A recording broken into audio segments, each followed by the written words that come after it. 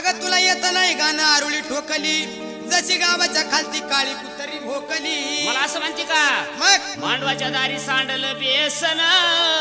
तुझ्या बापाचं ते पोटरा जसं पुण्याचं ठेशन ग आई ग धन्या बाई ग तुझ्या ग भरत धन्या बाई ग तुझ्या तुझ्या बापाचं ते पोटरा जसं पुण्याचं ठेशन ग